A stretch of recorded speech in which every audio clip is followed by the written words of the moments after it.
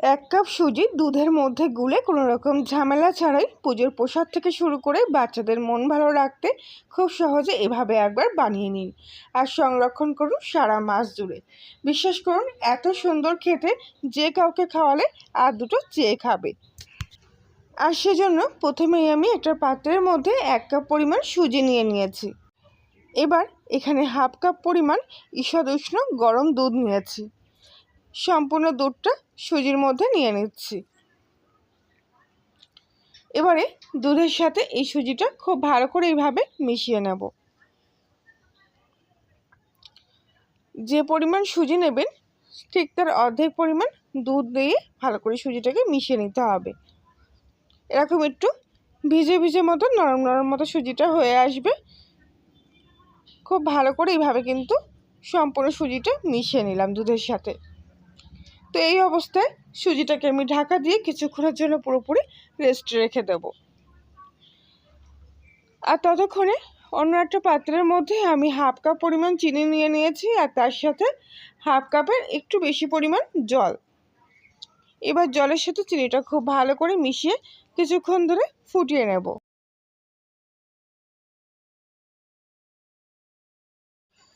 কিছুক্ষণের মধ্যে চিনি শিরাটা কিন্তু আস্তে আস্তে এইভাবে ফুটতে শুরু করেছে আর দানাচিনিগুলো খুব ভালোভাবে এর সাথে মিশে গেছে। এবার এর মধ্যে কিছুটা কেশর দিয়ে দিচ্ছি, এতে কালারটা খুব সুন্দর আসবে আর গন্ধটাও কিন্তু খুব ভালো লাগবে। একটা এলাচের দানা এইভাবে ফাটিয়ে নিয়ে এর মধ্যে দিয়ে দিলাম।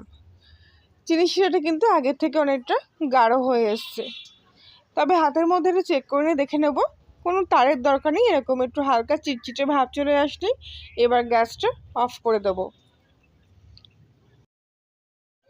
তো আপাতত এখন চিনি শিরাটা আমি এখান থেকে নামিয়ে নেব, এটা পরে কাজে লাগবে। আর চিনি শিরার কালারটাও দেখুন কত সুন্দর এসছে। তো আগে থেকে যে সুজিটা আমি দুধের মধ্যে ভিজিয়ে রেখেছিলাম মোটামুটি 20 মিনিট মতো, এই অবস্থায় আমি ভিজিয়ে রেখেছিলাম সুজিটাকে নরম হওয়ার জন্য। আর তার মধ্যে দেখুন সুজির দানাগুলো কিন্তু একদম এরকম হাতের মধ্যে নিলে মিশে যাচ্ছে। তো এবার এটা আমি সরিয়ে রাখবো, এটা পরে কাজে লাগবে। আর এবার অন্য একটা পাত্রের মধ্যে আমি নিয়ে নিয়েছি হাফ কাপ পরিমাণ বেসন। নর্মাল বাজার থেকে যে বেসন কিনতে পাওয়া যায় সেই বেসন দিয়েও করতে পারেন, আবার যদি ঘরে ডাল ভাঙানো বেসন থাকে তাহলে সেটাও নিতে পারেন। এর মধ্যে সামান্য 1 চামচ মতো ঘি নিয়ে নিচ্ছি। এবার ঘিয়ের সাথে বেসনটা খুব ভালো করে এখানে মেখে নেব। এক্ষেত্রে সাদা তেল ব্যবহার না করাই ভালো, ঘিয়ের যেমন গন্ধ আছে তেমনি স্বাদটাও কিন্তু দারুণ আসে, তাই অবশ্যই ঘিটা ব্যবহার করার চেষ্টা করবেন। এবার ঘিয়ের সাথে বেসনটা খুব ভালোভাবে মেশানো হয়ে গেলে আগে থেকে যে সুজিটা ভেজানো ছিল সেই ভেজানো সুজিটা এই বেসনের মধ্যে দিয়ে একসঙ্গে খুব ভালো করে এখানে মেখে নেব।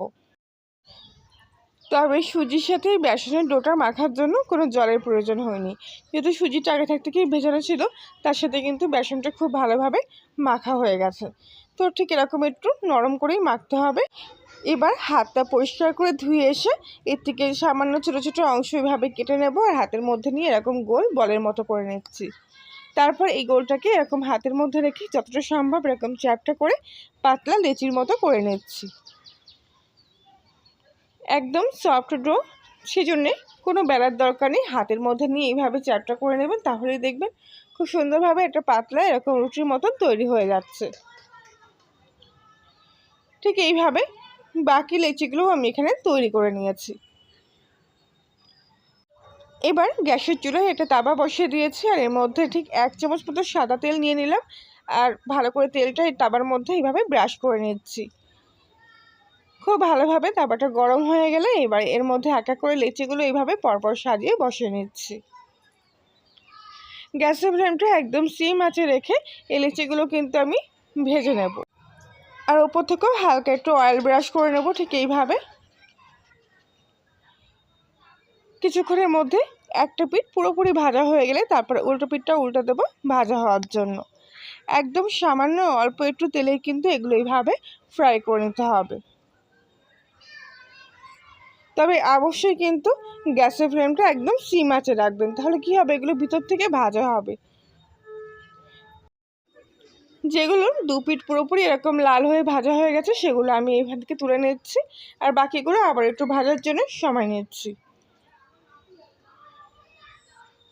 তো বাকিগুলো এইভাবে 2 পিঠ ভালো করে ভাজা হয়ে গেলে আমি একটা অন্য প্লেটের মধ্যে তুলে নিলাম। এবারে এগুলো একটু হালকা ঠান্ডা হলে এরকম ছোটো ছোটো টুকরো করে নিচ্ছি। আর দেখুন এগুলো কত সুন্দর খাস্তা হয়েছে, হাত দিলেই কিন্তু এরকমভাবে ভেঙে যাবে।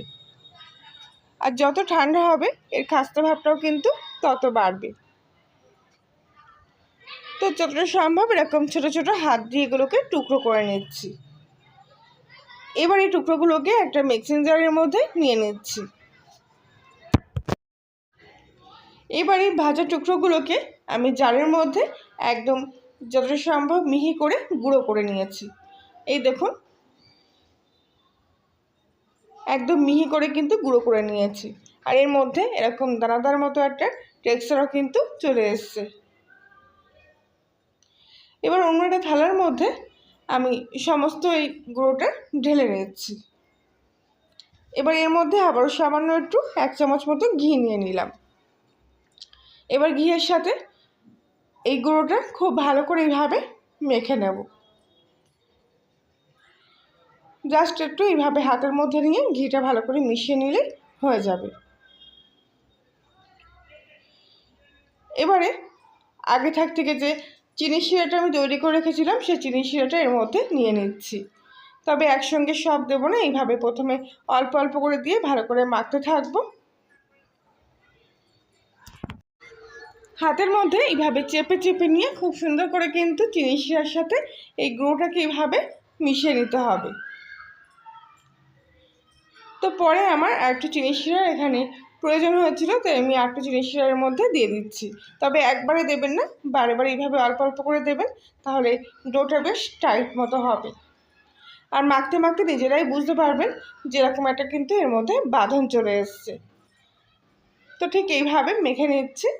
আর মেখে নেওয়া হয়ে গেলে এখানে কিছুটা পেস্তা আর কাজু কুচি নিয়ে নিয়েছি। পেস্তা কাজু কুচির কিছুটা অংশ হাতের মধ্যে নিয়ে নিয়ে এবার এর থেকে 2 চামচ ডো এর মধ্যে নিয়ে নিলাম। হাতের মধ্যে নিয়ে এরকম এক জায়গায় করে গোল বলের মতো করে লাড্ডুগুলো আমি এখানে বানিয়ে নেব।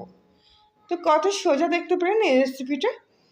হাতে মোটামুটি কয়েক মিনিট থাকলে কিন্তু বাড়িতে এইভাবে আপনার লাড্ডুগুলো খুব সহজে বানিয়ে নিতে পারবেন এবং খেতে এত টেস্টি হয়, মুখের কথা হয়তো বিশ্বাস হচ্ছে না, একবার বানিয়ে অবশ্যই দেখবেন। একটা খেলে মনে হবে না, আর 2-4টে খেয়ে নিই। তো রেসিপিটি ভালো লেগে থাকলে প্লিজ লাইক শেয়ার কমেন্ট করে জানাবেন।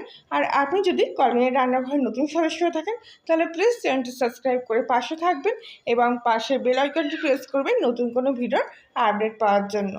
বাকি লাড্ডুগুলো আমি ঠিক একইভাবে এখানে বানিয়ে নিয়েছি।